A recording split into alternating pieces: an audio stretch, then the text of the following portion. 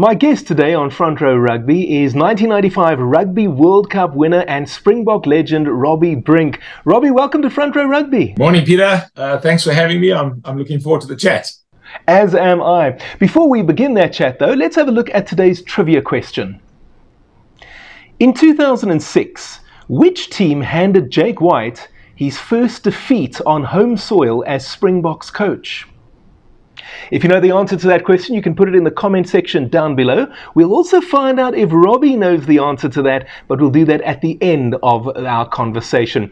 Robby, let's go back to 1995. That's our starting point. How exciting was it for you to be named in the Springbok World Cup squad? It was surreal, actually. I figured I had a chance because I'd been playing reasonably well. I think that 3 or 4 games had been played against New South Wales, Transvaal, and I think there was a trial game at some point, and my performances were reasonably good. And I then got a call on a Sunday morning from Morne du Plessis, and I wasn't sure whether it was the real thing or not. The whole thing felt surreal because when you've been dreaming about something for 20 odd years, and then all of a sudden you get this call and you're told that you've made the squad, you have to pinch yourself.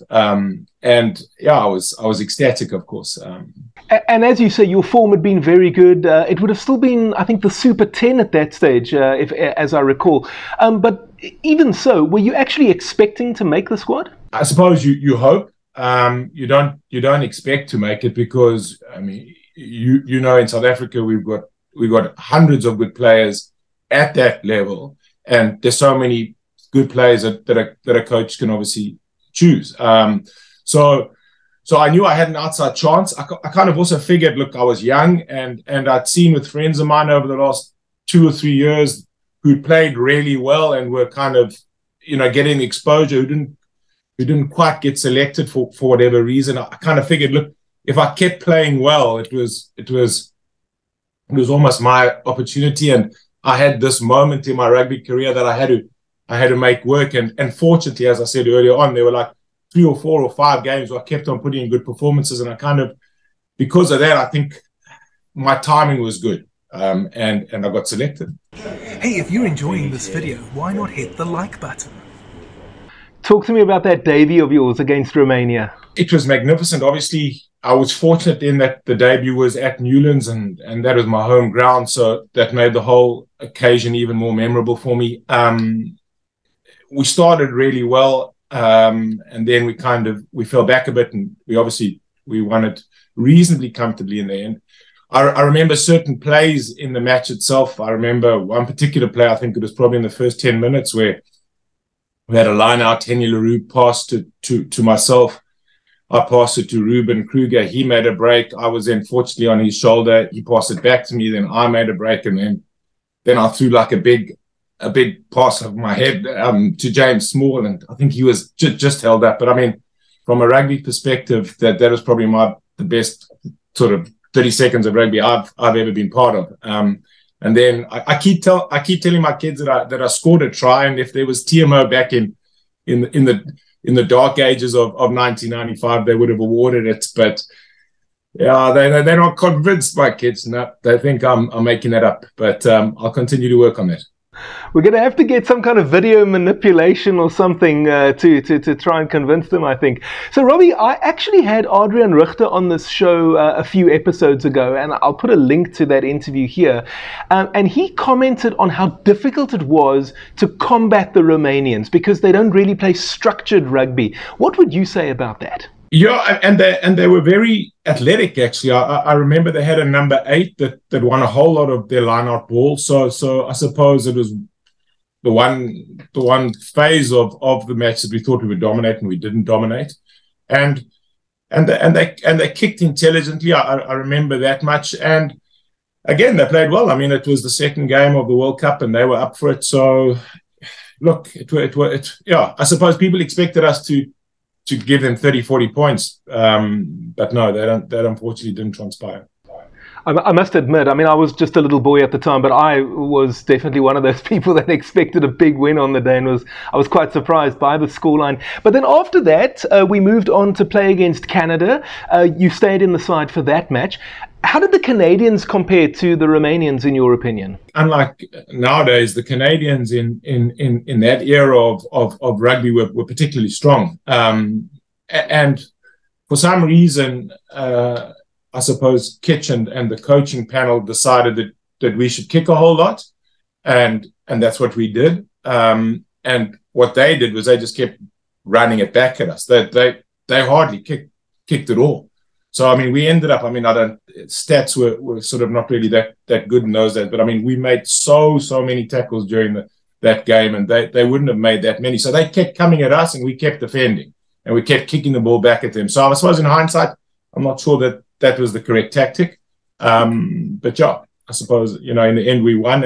And the other concerning thing with that match was obviously there was that power failure prior to the start of the game, and had the game not gone ahead, I speak under correction, I don't think we would have then gone through to make the quarters, because there was some configuration that I don't quite remember. But I mean, that was also part of the kind of the nervousness towards eventually playing the game.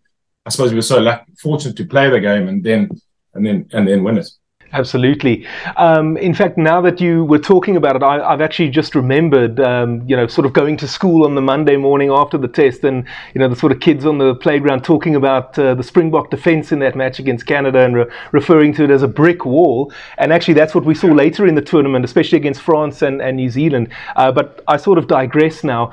Just on that Canada match, obviously the match is well remembered for the brawl that broke out. What do you remember about that? The brawl was obviously unfortunate, and the sort of the knock-on effect wasn't so much during the course of the brawl. It was what happened during the week thereafter.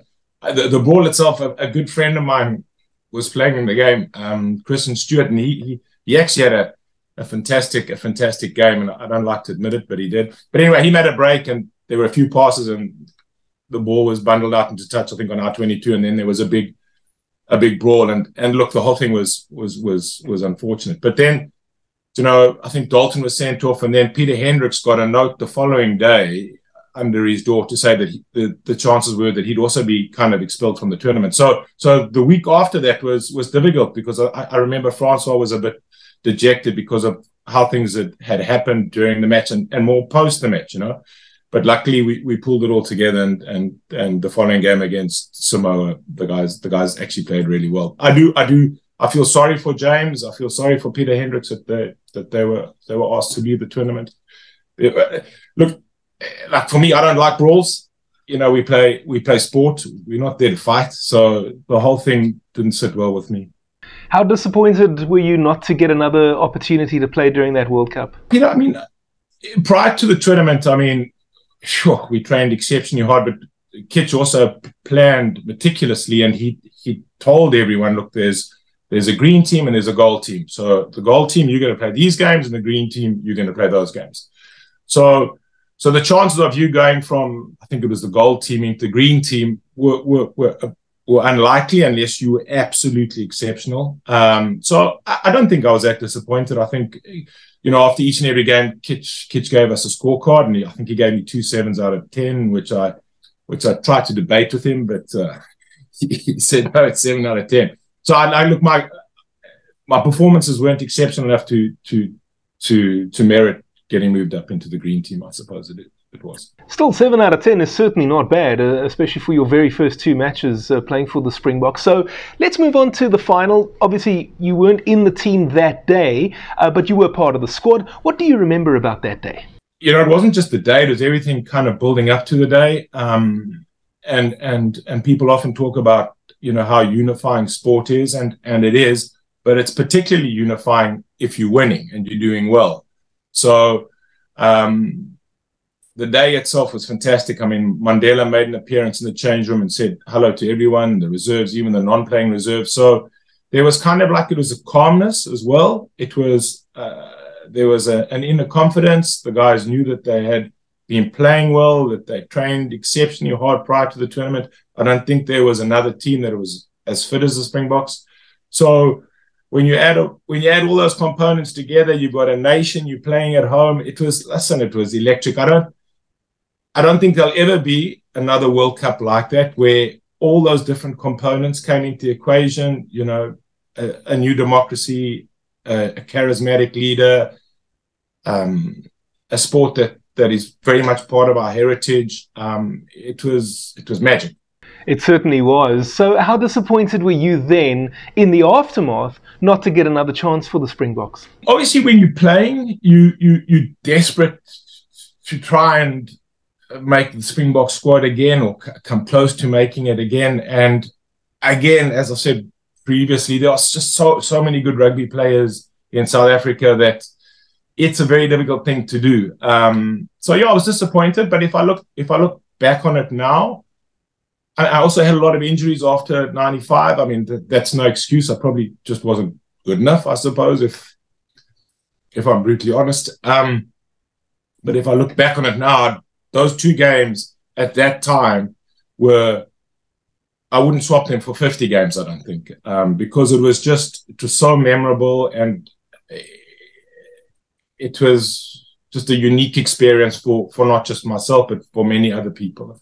Robbie, you mentioned there that you wouldn't swap it for 50 games, and that's kind of where I want to go next, because as we know, many kids in South Africa grow up dreaming of playing for the Springboks, and I think that dream pretty much equates to playing 50, 75 or 100 tests for the Springboks. They don't consider that it might only be one season, or it might only be one test, or in some cases it might only be 10 minutes. In your case, it was only the 2 test matches. What would your advice be to those youngsters? You know, things have changed a lot since I was a schoolboy or a university student. I think, you know, fundamentally you have to play sport for a very simple reason. And that's to meet other people from different schools, from different walks of life, from different countries, and to make friends, you know. And then if you are talented, you need to make sure that you make the most of your talent. So play your schoolboy rugby, and then play your provincial rugby, and keep at it. But I mean, if you follow the process and the fundamentals of playing sport for the right reasons, I think that'll take you far. Like the system the way it is now with kids and schoolboy rugby and under 20 rugby and going on from there, not so much. But for me, I don't like the system that's in place now. I don't think that kids that are playing rugby at school should be approached by other schools, and there should be all these bursaries and all those things, because fundamentally I don't think that's why you play school sport, and that's why you play rugby, cricket, hockey, or water polo sport. I don't believe in it. I know that schoolboy rugby and performing and winning is important, but I just think that it's become so hectically almost professional at such a young age that it's taking what I referred to earlier on, which is why you play sport, to meet friends and make friends from other schools. I'm not comfortable with it, and I understand why people are doing it and why bursaries are being offered and all this sort of good thing, because people want to win and winners have more fun, and I get all of that. But it's a very difficult dynamic at the moment for me to support. I mean, that's my opinion. Robbie, something that our viewers love to ask, or at least I ask on their behalf, who was your toughest opponent? You know, it's maybe not necessarily one individual. It's probably a loose trio that you're playing against, and it also depends on how their Type 5 have performed, etc., or are performing in the game. But the loose trio that I struggled against was, like, in '99, the Stormers had a semi-final at home against Otago, and they had Isatola Marker, Cronfield, and Tane Randall as their back three, and they kind of beat us to everything. You know, they were just that split second ahead of us, and they were superb. But they worked very well together. You know, Marker was a big, strong number 8 who could take the ball up. Cronfield was instinctive and was kind of always 1 yard ahead of, I think it was Krieger, Skinstedt, and myself, or Anton Leonard. And then Tane Randall was a good rugby player, of course. And then also rugby players that I thought were instinctively very good. I don't know, they're probably not as well known as some of the big names, but I think the Fyvie brothers were good. They always had a feel for where the ball was going and how to get there before us. And yeah, so those are the guys I suppose I struggled against. Sure thing. Now, Robbie, another question for you. What are you up to these days? So I'm busy enough. My wife's Irish, and we've got three young enough kids. So we're full on, and they're very active academically and on the sports field. So we're blessed in that respect. So I do that. So family life is very, very busy for us. And then I'm also I'm a residential property developer in Cape Town. So I do projects on the Atlantic seaboard in Camp Spain, and I do projects in the City Bowl in Higgovale, Oranjezigtam, Bruce Cliff. So that keeps me very busy. We've got challenges in the property sector. We can deal with most of them, but we also face different kind of geopolitical issues that affect the market. But at the moment, Cape Town is strong. It's a great city. There's a new mayor, and he's doing great things. And I think some of the other cities are struggling a little bit. So what we see is, families wanting to move down to the Western Cape and Cape Town. So yeah, I think I'm in the right place for now. So yeah, that's what I do outside of rugby. And then obviously I love sports. So I follow my kids. They play hockey, tennis, and yeah, that keeps me busy. They don't play Gaelic football by any chance, do they? It's a good question. If we lived there permanent, yeah, I'd say the three of them would have a go at that as well. They're just very keen, and they play.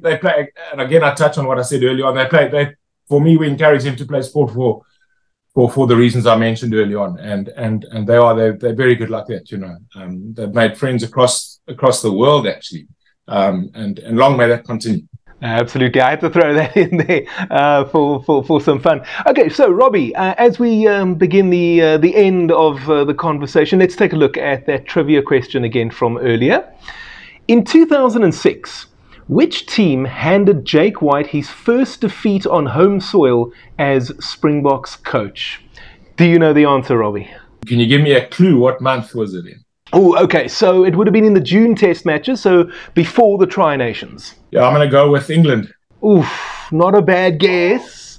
The correct answer is France. Okay, France, okay, right. Yeah, they beat the Boks 36-26 at Newlands, of all places. Yeah, that was back in 2006.